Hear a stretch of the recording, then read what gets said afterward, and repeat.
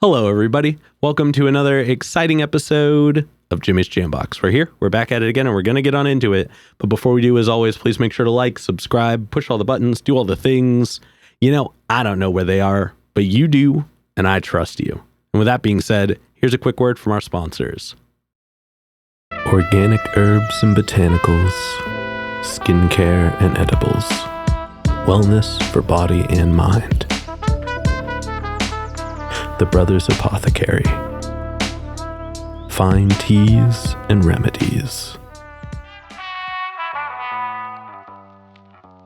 Ronald Records. From indie gems to classic hits, discover the heart of local music. With live shows all the time, up close and personal, and regular releases on their in-house label. Ronald Records. Supporting the community, one track at a time. All right, thank you all so much for watching. Again, shout out The Brothers Apothecary, Ronald Records, and Portland Water. Thanks for keeping us hydrated. And with that being said, let's go ahead and get on into it. Here is today's guest. Hey, what's going on? This is Foliage Beats. Hello. What's going on? Thank you for joining us. Yeah, thank you for having me. Yeah, man, why don't you tell us a little bit about, who you are, where you're from, what you do, give us that Tinder profile of your involvement with music. Yeah.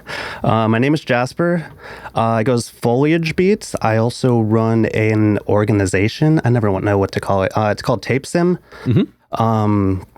We throw free shows around Portland. It's mostly just me. I don't know why I'm saying we. Trust me, I do that for this all the time. Yeah, it's also a place to showcase my artwork.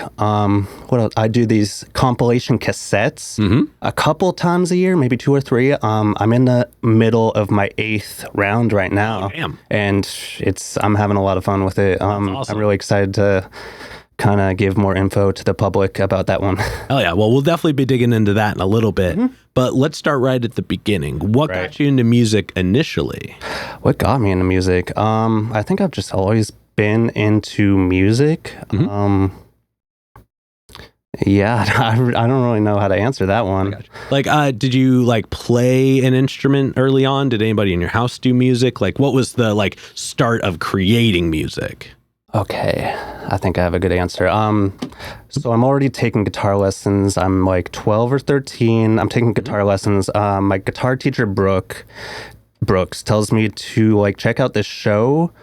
This is in Walnut Creek, California. Oh, cool. I'm from Sunnyvale. Oh, awesome. Yeah, Bay Area. After the guitar lesson, he tells me to check out the show. This is at this place called Red House. They have studios upstairs and a venue bar downstairs. So it's really easy to just kind of walk into the show if you're already upstairs. So I did that, and it was this band, All Shall Perish. Oh, hell yeah. And and I think opening for them even was this band Antagony, which just legends kind of. And it was just one of those moments where I'm like, oh my God, this, I have a feeling this is going to change my life kind of things. So yeah, that was the moment, I guess. Hell yeah. No, I dig that. Yeah. And then before we dig into some of the other questions, what got you started in guitar initially? Was that you wanting to do it? Did your family get you into it?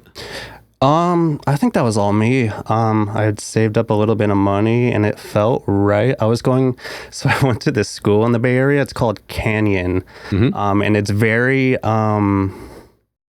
creative centered, really just all the emphasis is on building creativity in the students and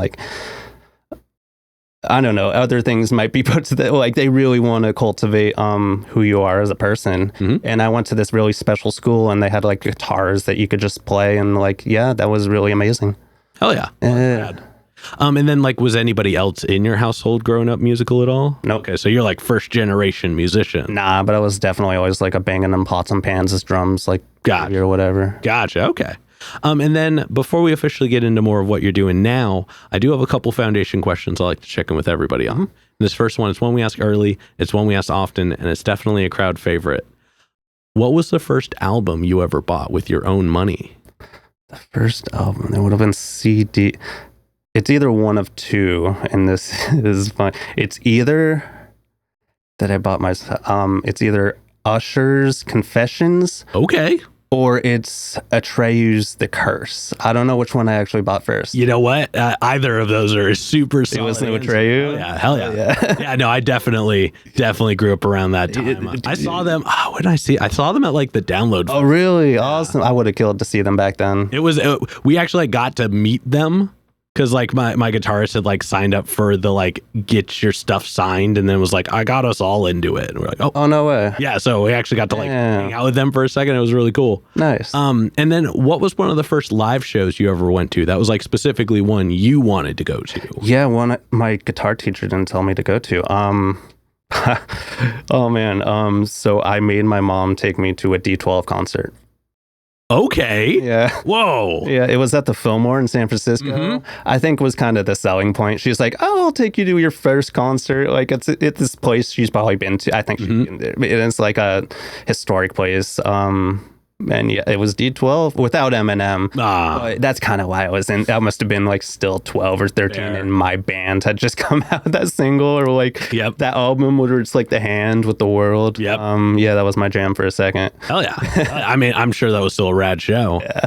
And then before we officially get into it, do you have a defining moment where you decided you wanted to take music more seriously?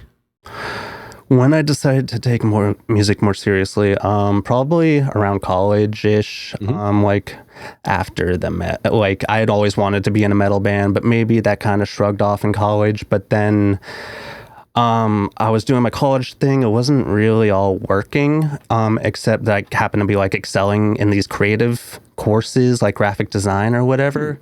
And I'm just thinking to myself like, yeah, this is kind of what I want to do. And I don't know if I need to be here for all that. So I just moved back home and just kind of taught myself creative stuff. Yeah, creative stuff. Interesting. Okay, hell yeah, I dig that. Yeah. I have a weird background in graphic art, so we'll talk about that after the show. Oh, nice. But now let's go ahead and get on into you in the present day. We're going to get a super easy one out of the way first. How'd you pick the name? How'd I pick Foliage Beats? Yeah. I just kind of picked it. So it was like 2021, like full-blown pandemic. We're all just in our houses or whatever.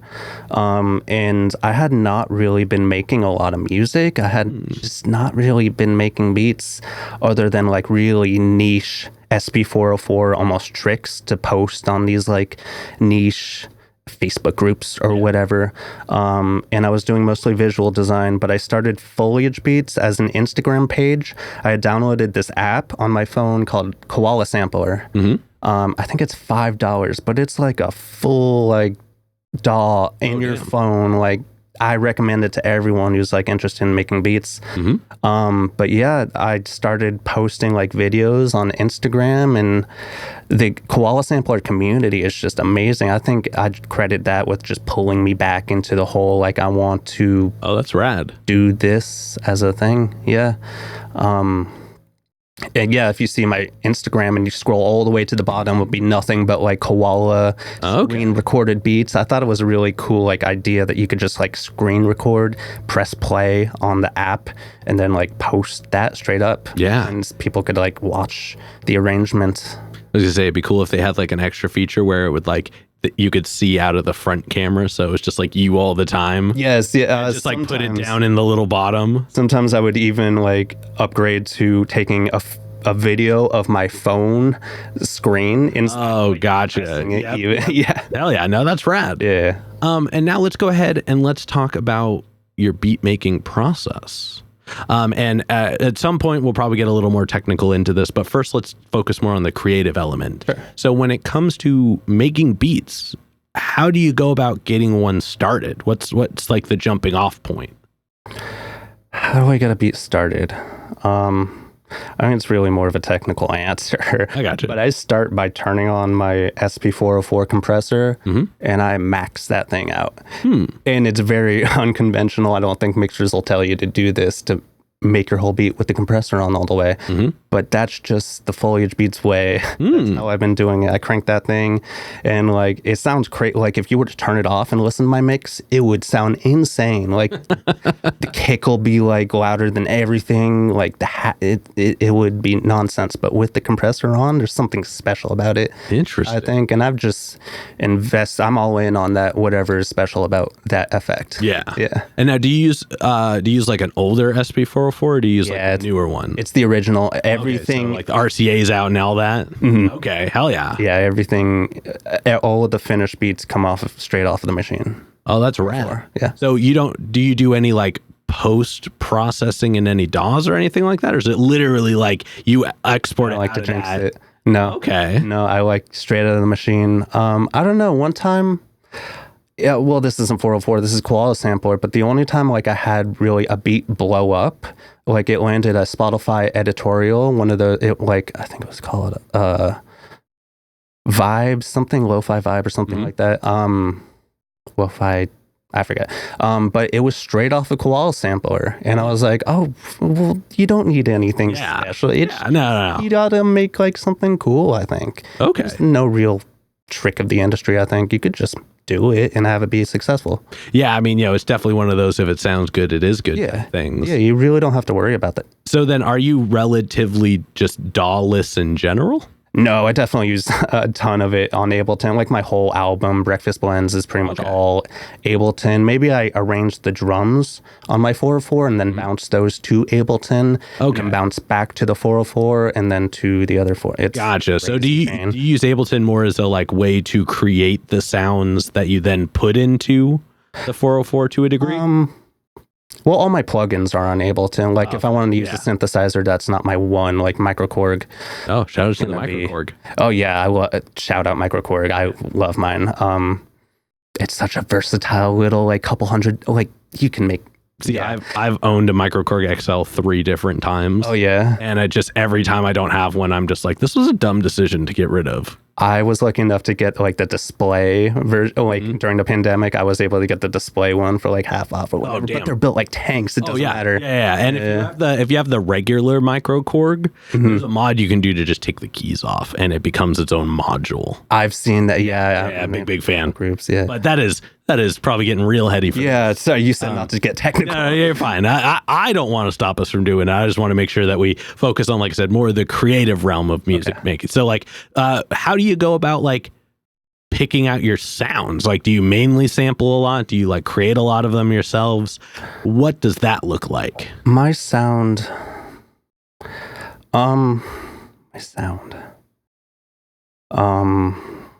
Yeah, I just kind of really, when I listen back to my beats, it sounds like my interpretation of like trying to copy other beat makers that I'm a big fan of. Fair. And yeah, sometimes I listen to the beat, I'm like, oh, I'm doing his thing, like a little thing that he's knowing. But like, maybe that's just me. How else are you going to cultivate a sound? I don't know. Yeah. No, I mean, I forget who said it, and I'm not even going to say it right, but like, everybody's individual style comes from tiny pieces of influences from other things. Right. You're not going to make a beat just like the person that your influence comes from, but they had influences, and the people before them had influences. Like, you got to like something to want to learn how to recreate it, and then through learning how to recreate it, you end up making something that's completely different. Exactly. I'm always saying that, like, if you're ever in like beat block or whatever, creative rut or something, just try to straight up recreate something that you really enjoy, and I swear somewhere in the middle you're going to be like, I think this will sound nice with a little shaker added, and there you go, you're making your own thing now. That was when I used to do a lot of like electronic funk and things like that, and when I was first trying to like get a feel for it correctly, what I would do is I would try to recreate a specific sound of one instrument. Right. So like I'd be like, oh, I like the bass synth in this song. I want to make it sound like, not so much play it, just like, but I want to make it sound just like that. Yeah. And once I got it as close as I could, I would come up with something to play, and then I would find drums from like a different track that I was like, maybe that would work with what I'm doing, and try and build that sound in, and then build my own pattern. Right, you're just picking apart pieces from, and then people will be like, how did you come up with this? Yeah. And you're like, how? I didn't. Yeah, you're like, it's technically this, but it's technically just me. Right. And so like in the end you end up playing all your own things, but you have this like track that's like just kind of built off of things from all around you. Right. Oh yeah. But now let's go ahead and let's talk about some of your music. Okay. And I took some time and I went and checked out pretty much everything. Oh, no way. Yeah, you were kind enough to send me a couple of your other names as well. Oh, so I deep dove through pretty much all of it. Oh my God. No Yeah. way. So if you go and check out Spotify later, you're gonna have a nice little bump from me. Sweet. But Appreciate just it. checking out what you have on Spotify under your current name. First of all, your beats are very fitting to the name. Like it has that like big comfy plant in the room feel, if that makes sense. And it just, I really like the progression in your sound, because under Foliage Beats, it goes back to 2022 as the like most or the oldest thing. But it has this journey through it where like the sound starts to sonically expand a little bit. Right. Like you get a little more creative on like some of the approaches and styles. And it's cool because it actually, after hearing that and then going back to some of your older stuff, like I wrote the names down. I should have had these in my head. But like Yon Main, which is amazing, phenomenal, and Marvin's Garden, it was cool to actually see how those two were kind of like the either side of your current sound. There's a lot of your self-influence in your current stuff. And that was a really interesting perspective, because I rarely get to hear a lot of people's previous projects to kind of see where it influences. But what I really liked the most, and I didn't pick out an individual track for this one, but I name drop a few, is when I was listening through your albums, I really liked how you had a lot of like, your regular chill Foliage Beats vibes, but there were some that like had this like almost casual chaos to them. They just like on the Nighttime Smoothies album, there was Chia Seeds and Orange Juice. Those are both tracks where it's just like there were these things happening in them, and they were really like excitingly rhythmic. They had this like this bite to them almost. And then off of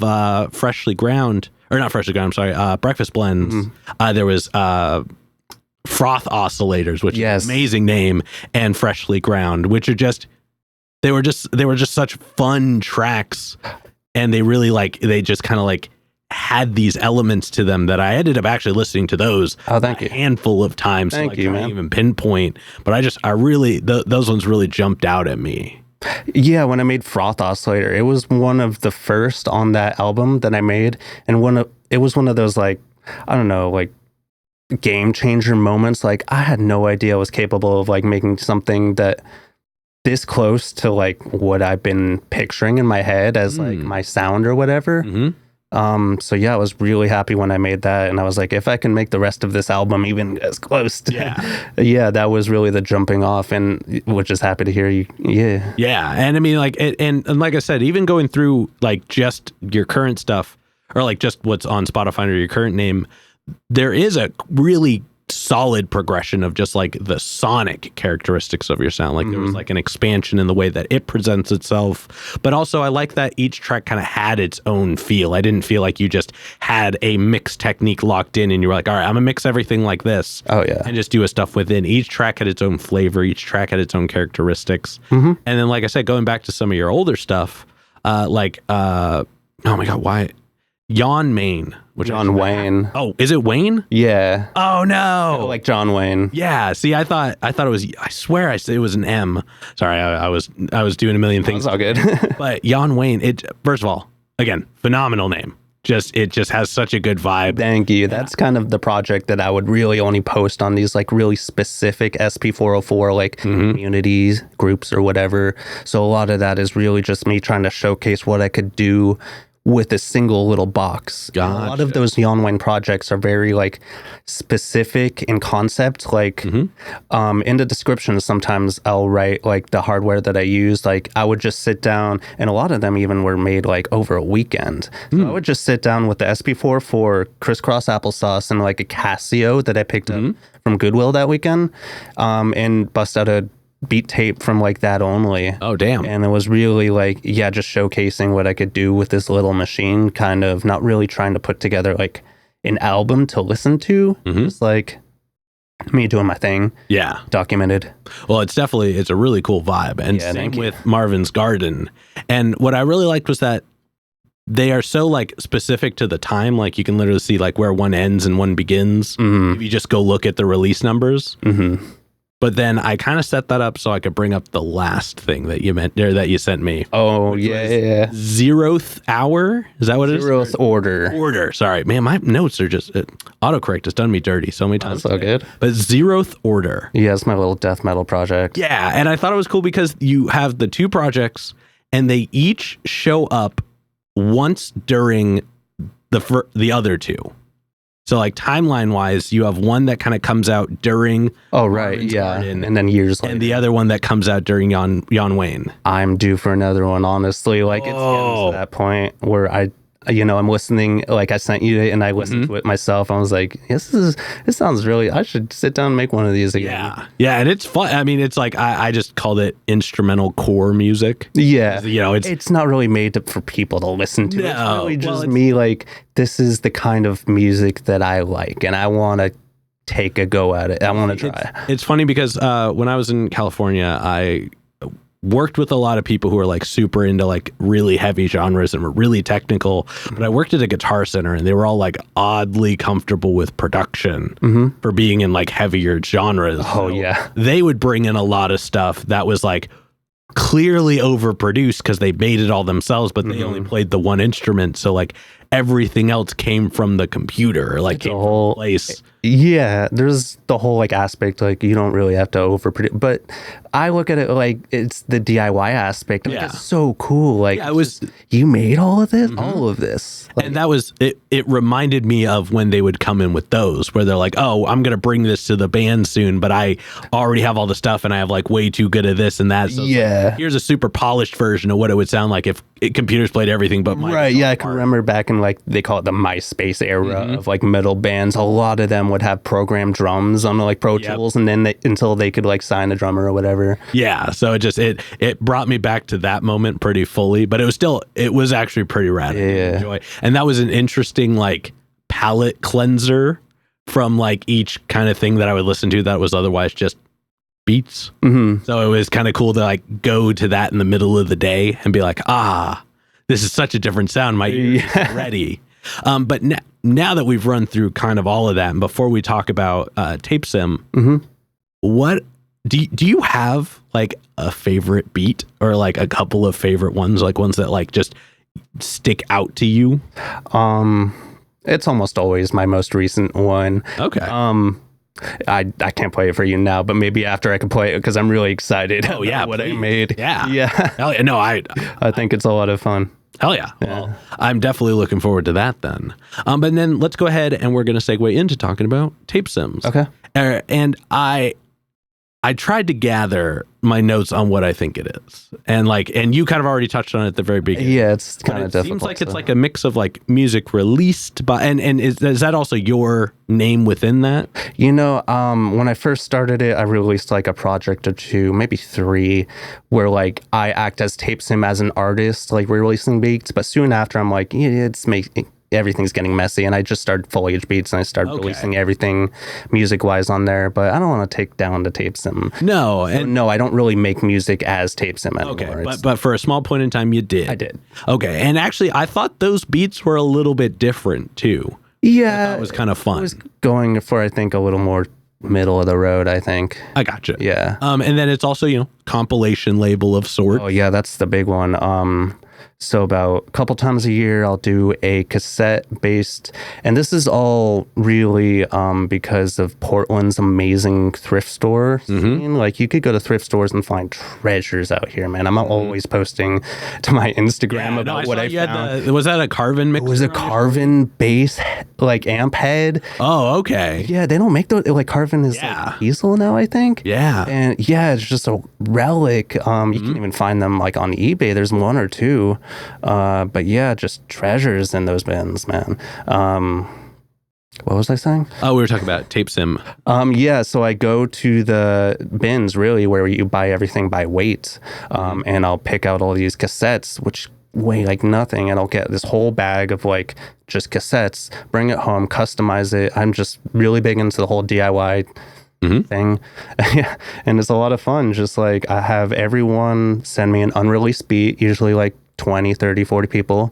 And I'll take that, record to cassette A and B, and I'll, customize everything, even the labels, take the sticker and like put it over the existing, whatever that cassette happened to be.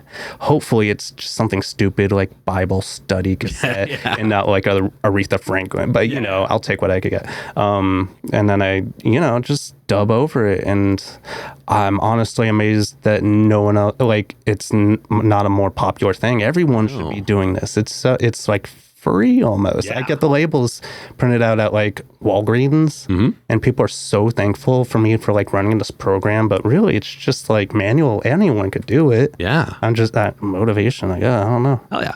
Where did the idea initially come from?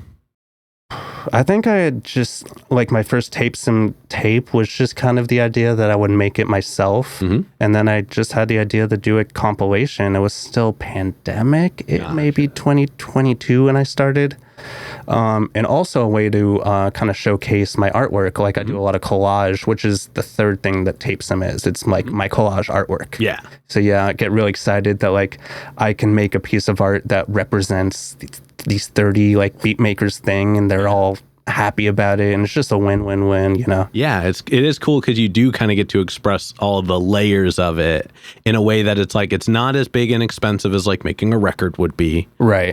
But it's still tangible. I love the cassette. Like, even if you this might sound like sacrilegious to actual cassette heads, but like, it's like a little trading baseball card of your favorite artist. Yeah. And you could put it on your wall. You don't need to listen to it. You could download their wave on Bandcamp. But it's a little representation. Like, I don't know. Vinyls are kind of like, the records are difficult to, you have like a bin, maybe you put them in, or you put them in a frame, which kind of defeats the purpose. Yeah. I'll be honest. I have one in a frame, but the rest I try to keep. And at least inaccessible. But yeah, at the end of the day, it's big, it's heavy. If you don't have a decent record player, or if you do have a decent record player and the needle goes bad, you're kind of up a creek on that. Like, even in like the thrifty, like it's so difficult to like. Well, and you can't record over records. You know what I mean? Like, once a record is a record, once it is. And but I think that is a really interesting concept, because then every cassette you have is a different cassette. Like, it's not just the stock box of like 50 of the same one that you like press stuff on. Like, each one kind of has its own little, like, some can be white, some can be black, some can be gray. And like, even there's just that like aura of other stuff in it, which I mean, depends on how woo you want to get with the stuff. In general. No, definitely. Yeah, that's part of it. Every once in a while you'll hear like a faint little goat, like not during the music, but like a little. I don't cut these cassettes to size, so you're probably gonna get a good like 5 minutes of silence at the end before you like flip size. So you might get a little ghost of what used to be there. I don't think so that much. But yeah, just the feeling that like this is a recycled thing, upcycled, and it's all made in my bedroom. Like, I'm handling. It's just really fun. Yeah. And do you have like a machine that lets you like copy them onto it like more than one at a time, or do you literally just go single cassette by cassette? Yeah, I would go to the Goodwill again to bring it. I would get all the tape decks that I could find, trying to get like the highest quality, like Pioneer or whatever Technics. But really, these days the best sound I'm getting is through a little USB digital USB to and the sound is pretty darn crisp. And I found one like a week ago, I think, not even. So now I have two of those, like side to side. Running, Okay, so you're just churning them out. Yeah, two at a time. And I guess when it comes to making the art, because that is the one thing, is that cassettes are a little bit smaller than CD cases. They're definitely a lot smaller than record jackets. How do you go about like deciding what to put on such a small thing to make it still stand out? It's just the nature of collage that you flip through these magazines for like an afternoon, get all these little pieces that you like and that you think would look cool, and you just experiment, put them together, and then finally you'll go like eureka, and then like this is it. This is a good representation of what is on this cassette or whatever. Gotcha. Okay. It's just kind of like my beat making. I don't really think myself as much as a composer as I do like a collage maker. I'm just putting a bunch of sounds together. I'm not really getting too deep into the music theory. Okay. I'm just setting the vibe. Damn. Well, I'm not a big visual art person as a creator, so it's always fun to like dig into a little bit more of the thoughts that kind of go behind that part of it. But it sounds like a really cool experience that's kind of like rewarding in the process as it is in like the inception and in the finished end. It is. One of my most recent live shows, we had a whole like table set up where people could do collages. I brought like a whole stack of my net and scissors and glue and all that, and it was a lot of fun. People really enjoyed that. Have you ever thought about doing a like if somebody brings in their own tape and like do kind of like a live beat making thing? People could like make their own beat. And I have recorded shows before with the intention of like recording it to cassette and kind of maybe have it as like a live from wherever and then have all the artist lists on back. But it turns out that's a little more difficult than you would think. I could imagine. And I'm really kind of new at this whole like throwing shows thing, and just maybe in the future. Yeah, that's definitely something that I'm sure if you play around with and figure out like how to feed it from board into cassette recorder. I got to get these levels right just during the show. Yeah. Before I start thinking about like stuff. Yeah. And I guess recording it to something else standalone, kind of like what I have here, and then going to cassette after kind of defeats the purpose, I guess. I try just the way that like the actual mixer, people are going up and down and changing levels throughout the live show, that like your actual recording is crazy. You know, if you do, we're going to get real heady for a second here because I don't want to leave this thought. If you do it to where it does like a send like pre-fader, then you can usually they have their own kind of it depends on the mixer. Yeah, I have a really cheap mixer. Yeah, like more, I mean, like if you go to a place where like they have control to like send pre-fader sends so that what they're doing doesn't affect what's being sent to it, then you can usually set I should have done that. Yeah, so I'm just leaving that here for you. We're going to zoom past this now. Let's go ahead and get back into some of the questions here. Or I guess, do you have anything else you would like to share about any of your projects before we get back into a little more about you? About Tapesim, no, just keep your ear out about like future rounds. I should maybe have the next one in the winter. So, just keep out for that in the near future. Oh yeah. If you need a verbal opening or ending, I would love to. Oh yeah. I'll hit you up. Hell yeah. But getting back into it, let's talk about some new music you're working on. Okay. What can we look forward to as far as like stylistic changes or like anything new that you're adding in? And what can we look forward to with newer music? Really, I'm still chasing a certain style that's in my head that I just haven't, achieved yet, I think. But really, it's pretty well documented what I'm working on, like on my YouTube channel. Okay. Just about all the beats I'm making now somewhat are like, you could see the process kind of. I like putting the process out there. I'm not really into, at the moment, like putting together a project or an album. I'm just having fun right now. I think in the winter is like January is when I usually go into like album mode. Gotcha. Okay. Yeah. Okay. Hell yeah. Yes. Then let's go ahead and let's take a moment and let's zoom out. Let's look at kind of music as a whole. Let's do it. What are some of the things about either new music in general, if you're one of those people who's checking out the hottest, newest stuff, or at the very least music that's new to you that you've found recently that like you enjoy and you're finding inspiration in at the moment?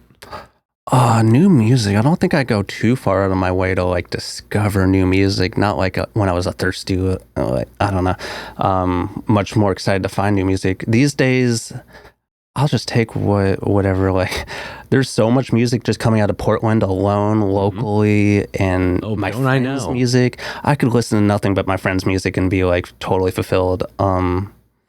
But really, like, I'll just be scrolling on Instagram and something dope will come up and I'll check out their, like, Bandcamp or whatever. And if they have a cassette, I'll usually buy that if I like it enough. Hell yeah. But yeah, that's always the most fun way. Just, No, I dig that. Yeah. That's how music. I was so mad. I heard, do you know that the Dirt Man song? Dirt Man, nah. Keep a bit under the pillow for the Dirt Man. Sure. I saw that video the day it came out. And I was just like, oh, this is kind of cool. And then I like kept going. And then like weeks later, it was everywhere. And I was like, no, I could have done something with this. Oh, like, yeah. It's a fun jam. And then I went and checked it out and I realized it's just that. Huh. I was like, no, make this a full song, please. Huh. And then I saw he does it live and he like has an actual keyboard player and like he just lets him run for a little bit of it. And it's like, all right, at least live, there's a bit more to this. Cause I think it's like a minute 12. It's not a big song for like to be performed by many people. Minute 12 sounds like all my songs. Well, I mean, in the realm of yeah, sure. It's a slightly different rule. Sure. But like it was an interesting track. But also there's such a weird world for short form music at the moment. And we won't get too heady in here on this. Yeah, you could consider them more bumps maybe than fully fleshed A to B songs. Yeah. That have some kind of anything, the vibe. It's interesting when you do find people who are able to create substance within that range, and it's definitely something I'm interested in. Just maybe not Foliage Beats. It's Zero Passage. A lot of those songs are very progressive. Yes. Yeah, no, I'm not saying that music should move that direction. More I'm saying every now and then when I find somebody who does figure out a way to fill like actual substance into such a small amount of time. Yeah. It's like, damn. Like those are the people we need to like definitely invest time in and have them make full songs. Yes. Because what would they do if they had a listened to 3.5 minute platform? And I bet those live shows are insane. Oh, bang, bang. Yeah. Well, like I said, I hope live they like actually have stuff that they do full length of. Because I could never imagine going to see somebody perform just their reels. You know what I mean? Like, I'm sure they do. Yeah. But just like, how long are those shows? Like 25 minutes for like 4 acts? Like, how does that work? Yeah, most of my shows are like 25-minute slots. I think that's if you're watching like a beat maker, especially instrumental, 25 minutes is a pretty good amount of time. I guess that. Well, I mean, like it, like if you had like 4 artists who all are known for reels, and it's like 20 minutes. No, I gotcha. But we're digging into it a little further past there. Before we move into the next part, tangented for so long, I lost my format here. But before we move into the next bit, this next question is probably the densest question in the interview. But we've talked a lot about, your experience with the music, the actions, the reactions, and things like that. But when it's just you and the music one-on-one, what does music give back to you? That is dense. What does music give back to me? There's that Miles Davis quote, it takes a long time to sound like yourself. And maybe music theory or music production, as well as a skill, it's kind of like a taste. You have to develop your skill as well as refine your taste. And then you'll sound more like yourself. The pursuit of the skill itself will maybe reveal almost an identity to you in the pursuit of it, which is really nice because once you have more and more of like your own voice, you could be more specific with future pursuits is a tough one. Yeah, damn. And that's really useful. Like just recently, what I'm getting out of music is like inspiring me to do all these other things in life, and I think that's really special when you get the motivation from the thing that you've put work into. Yeah. Damn, I love that. And having done this, Future Pursuits. yeah, Future Pursuits. That's a good album name right there. Yeah. But no, I love that, and I think that that's something that I don't think it's acknowledged in music. Is that, or at least in the making of it, is that you can use the momentum from feeling good about making music to move you in other ways. Like, it doesn't have to end there. Sometimes that's just such a good jumping off point to motivate you to do other things. Right. I think how else I mean it also, like, maybe this is a bad example, but like a chess player, like a master level chess player, I don't think they're exactly like a really smart person. They've just played like 20,000 games of chess. Yeah, so they know them almost. They're Paul Atreides. They could see futures branching out. Like, if I do this, it's probably going to lead to this. Yeah. And like in any skill, really, the more you work at it, the more like you could just see, like, if I do this, it's going to do this. And it's just, it's really fascinating. Yeah, very much so, especially in the realm of like production, like in like making things, because it's not like songwriting is its own thing, because it's like once you figure out like that element, you can like make the sounds feel a way. But in production, you're like, I have everything, right? But what are the things that make me the most me? Right. It's not so much like an empty slate. It's more like, so I can choose between like 5 opening moves, and I know that because of that, it's going to lead me into like, next I'm going to want to add a melody to this, or I'm going to want to do like mixing to this or something. It's just you want to make yourself a master level, like not only chess player, but like within your own skill. Very much so. All right, well, thank you for sharing that. Sure. I kind of rambled on there. No, I think that I think that, like I said, you touched on the things that are really the most important to you, but also, like I said, they are very insightful into more of how your realm of music is. Because like I said, I do come from a background that's more like bands. Like, that's really, like, a lot of people don't realize it, because I do a lot of like rap and hip hop interviews, but like my foundation is heavily versed in instruments. Oh, okay. So like, I didn't even get in, like, I got into production like I think like 4 or 5 years after I started playing music actively. What would your like main instrument be? So I started on bass. Oh, cool. Like 16 years ago. Oh, wow, dope. And then I got into engineering like 12 years ago, like after I'd been playing bass for a while. And even then I really mained on bass even during a lot of that. And then at one point I bought all the main band instruments, so like drums, guitars, keyboards, microphones, so I could learn how to record them, because I wanted to be able to kind of go more that direction. And once you own a drum set, you play a drum set. You don't. Dude, I owned one in high school. It was like my first big purchase, my first job, and I was like, and you just get so much fun. You just get into it. And then I was fortunate enough to create a space for playing music that was really unbound to a lot of the processes. Like, this isn't a story I tell a lot on the show, so I'm sorry to tangent on yours. Please. But my dad was kind enough to gift me a corner of his warehouse. Oh, nice. And so he was like, here are the keys. Nobody's here after 8:30. It's in a business area, so there was no neighbors. So I would use it to record often. Like, but I took that corner and I set up my drum set, and I always had a guitar and a bass there. And me and my roommate and a really good friend of mine, every Monday we would go and play. And the only rule was we couldn't record anything that happened. Wait, what? The reason being was because it was supposed to remind you of the reason for enjoying playing music. Sure, yes. Like, we all had at-home setups. Like, we all had plenty of ways to record music. I guess if you're already so in that world, it would be refreshing to just do it. Play. That's like, I think about collaboration a lot, like maybe who I would want to play with.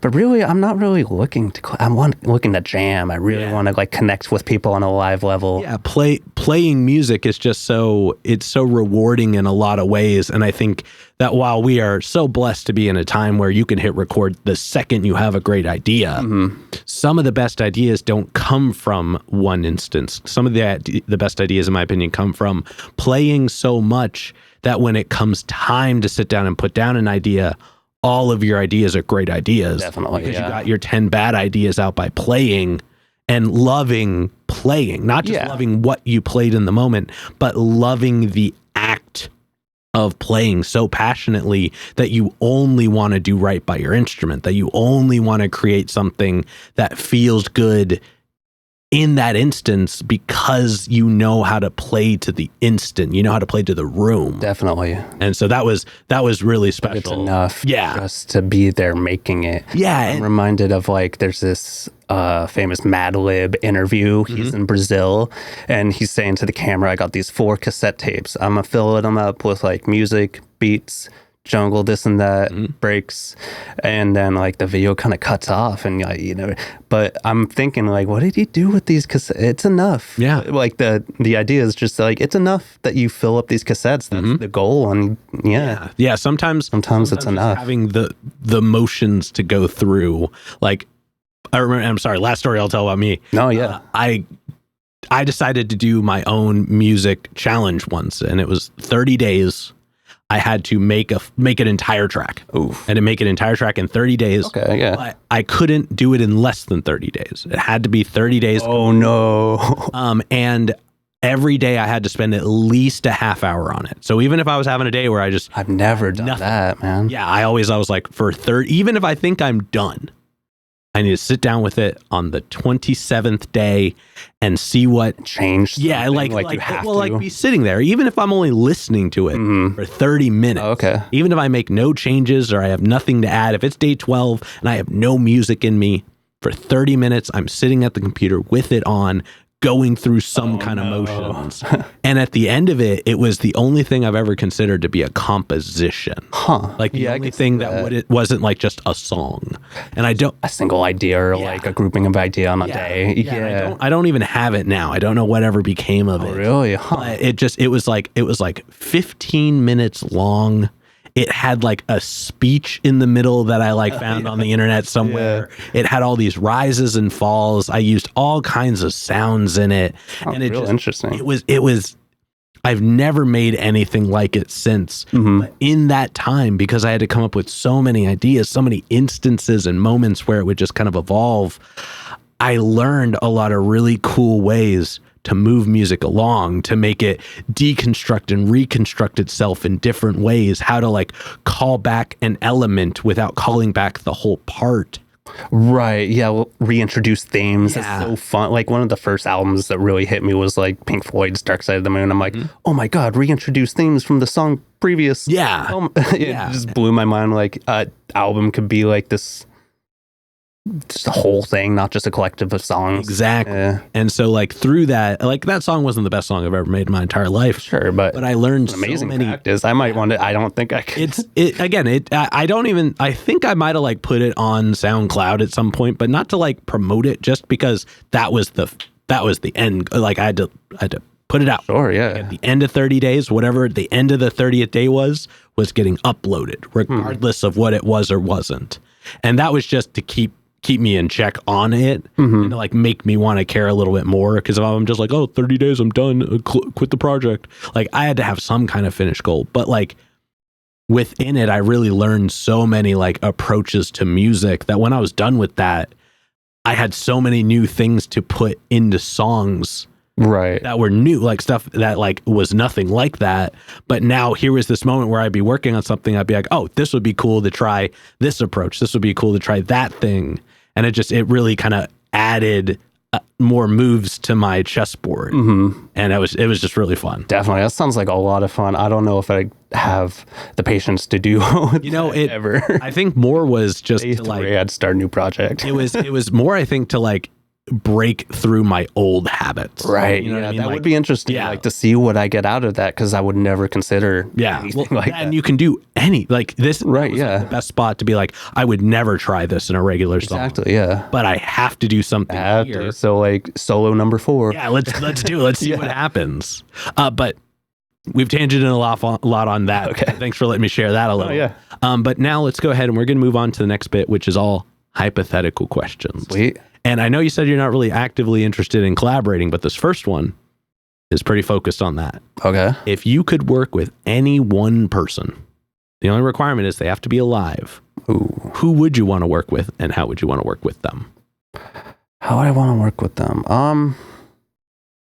Yeah, I guess my main answer would be like, I'm not crazy, but if I had, you know what, it'd probably be like an instrumentalist as well as like a vocalist. Thundercat. Okay. Yeah. Hell yeah. He's got an invite to the studio whenever he wants. Hey, Thundercat, if you're watching, game time. Let's do it. That would actually be rad. Yeah. Yeah. And then subsequently, who's a local person that you're aware of that you haven't gotten to connect with yet, but you would like to? Oh, so many. Meltzer, I think we might do a cool project. Northern Draw, there's Omari Jazz is amazing. I'm blanking. Devin, who is a huge inspiration of mine. Yeah, a lot of the local cats. I think we'd have fun collaborating, but yeah, maybe in the future. Hell yeah. Well, everybody, you know what to do. At them in the comments. Let's make that happen. And then for this next one, this is going to be an abstract question because usually I ask people where they would want to perform if they could perform anywhere. But like, where would you want to, like, what would be like the coolest spot for you to make beats in? Where do you think would just be like an interesting energy or a space? Oh, that is interesting. My like ideal place to make a beat, I would say, is definitely not the studio. No. The studio is just where all the stuff is. I was going to think like a botany place. Yeah, I'm thinking like out in the woods, maybe like the complete middle of nowhere. Just there's a desk and somehow electricity and like my computer and all this and that. Yeah, I think that's ideal in like a forecast with no rain or anything. Yeah. Or at the very least, a big enough canopy to not make it a problem. With like bugs in the back. Ooh, maybe in like somewhere with cicadas, a whole bunch of buzzing in the background that's just picked up in the recording. Like, what's that buzzing? I like it. Yeah. Okay, hell yeah. And then to wrap up the hypothetical questions, if you could get one more album from anybody, they could be alive, they could be dead, they could have not put out an album in 100 years, they could have put out an album yesterday. Who would you want an album from? I think my selfish answer would be Sleep, the band Sleep. Okay. And just because I'm impatient, that could totally happen. They're all just kind of busy with solo projects. So, you know what I'm going to say is I'm going to bring back Jay Dilla. That was exactly who I was thinking. MF Doom and Marvin Gaye, and I'll get them all in the studio. Whoa! Yeah, that would be my. God, that is a powerful collaboration. Yeah, and then still Thundercat for some reason. Well, he would be mine. Like we'd be in the other room. Let's put him in the mix there anyway. Yeah, I'm producing Marvin Gaye. I'm not. Oh, okay. Yeah, hell yeah. All right. With that being said, we're going to go ahead and start wrapping this up. I know you already kind of said it all, but let's consolidate it here. What can we look forward to between like now and March? Oh, between now and March, there's so much going on. You really just gotta keep updated with what I got going on week to week. I really don't know. A lot going on. Oh, yeah, I'm always doing. Tapesim. I didn't say I do this zine, so I put together like a little zine. It's like a mini magazine of 8. It's like 8 pages, so 8 pieces. I make 2 of them a month. On the 1st and 15th, you could see them on my Tapesim Instagram. But I have a Patreon. It's kind of like my subscription service to these zines are my Patreon. I think it's $12, and you get 2 of the zines from that month, as well as an original. So like one of the original pieces that is a page of the zine, as well as like stickers and this and that. Yeah. Oh, yeah, that's rad. Yeah. Well, then for this next one, go ahead and look straight at the camera. Tell everybody how they can find you. You could find me at Goodwill 3 times a day and every Saturday. Yeah. Oh, no. Do you like your ads and plugs and things? Foliage Beats across platforms. I'm Tapesim on Instagram. Yeah, that's about it. Yeah, mostly on Instagram. Oh, yeah. And then any other plugs, any other shout outs, anybody else you'd like to put on while you're on here? Yeah, sure. I got to shout out my girlfriend, shout out to Salt Fiends, shout out to Spinach, shout out to Specs Records and ADX and everyone else who helps me throw these like Tapesim shows. They're free for the benefit of the community. It's a lot of communal work, but it really pays off. They're a lot of fun. Also shout out really to the whole Portland underground music community. It's so alive and it's so DIY, which I love, and it's really inspirational. Hell yeah. Hell yeah. All right. With that being said, I've got one last question to go. Sweet. Before we do, I'm going to steal the camera for just a second. As always, y'all, please make sure to like, subscribe, push all the buttons, do all the things. You know, I don't know where they are, but you do, and I trust you. And one more shout out to the Brothers Apothecary, Ronald Records, and Portland Water. Thanks for keeping us hydrated. And with that being said, the final question. Oh, Sorry. And this is entirely up to your interpretation. But what is an album you feel is more on the obscure side? It's a deep cut. It's one not a lot of people would know, but it's one you think everybody should know. That everyone should know. I'm going to give you two. One is not quite as obscure, but everyone should listen to Time Travelers. It's by Mr. Moods and Genova 7. It really helped shape like who I am as a beat maker. The much, much more obscure one, like you might have trouble finding, the album is called Life is Beautiful. No, it's called Life is Meaningless, Clouds Are Beautiful by A Decent Man. And it's like mind-blowing music that no one has ever, not enough people have heard of. That is, all of the names there were so cool. I'm definitely going to check that out. Thank you for that rec. Sure. All right, but with that being said, we're going to go ahead and get up on out of here. Thank you so much for joining us. Yeah, thank you for having me. Yeah. And this has been another exciting episode of Jimmy's Jambox. I'm Jimmy. I'm Jasper. And we're signing off. Later, y'all. That's a wrap. This is not a podcast. This is a show.